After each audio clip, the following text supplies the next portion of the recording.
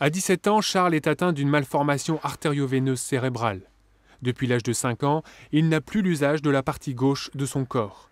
Malgré cet handicap, Charles suit une scolarité à peu près normale, mais pour cela, il lui faut l'assistance de 2 auxiliaires de vie scolaire à mi-temps. Quand je suis fatigué, il faut qu'elle prenne les notes à ma place, quoi. Mais aussi pour me déplacer dans les couloirs. En fin de collège, la question de l'orientation de Charles s'est posée. Il n'y a aucune structure actuellement dans la région qui peut accueillir les enfants handicapés physiques uniquement. Et donc on me proposait de me l'envoyer dans une structure sur Nantes ou sur Limoges avec des enfants handicapés mentaux, chose que j'ai refusée car je souhaitais que Charles ait une scolarité normale.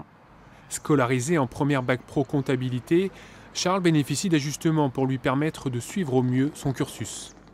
Charles actuellement éprouvait des difficultés là récemment et donc on a proposé d'alléger l'emploi du temps et que Charles puisse faire l'année de première et l'année de terminale sur 3 ans. De leur côté, Vanessa et Cédric connaissent les pires difficultés à scolariser Marie, atteinte du syndrome de Rett, maladie génétique neurologique. En septembre dernier, Marie devait intégrer un institut médico-éducatif, mais par manque de place, elle a dû rester à l'école. Problème, il n'y a pas assez d'auxiliaires de vie scolaire pour pouvoir s'occuper d'elle toute la journée.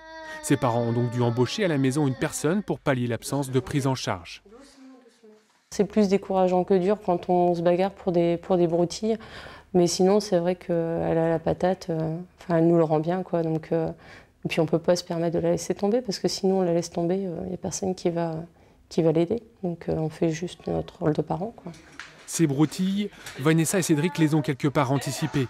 Il y a 1 an, ils ont créé une association pour récolter des fonds. C'est grâce à elle s'ils ont pu embaucher aujourd'hui. Une alternative plutôt efficace en réponse à l'incapacité des pouvoirs publics à s'occuper de Marie.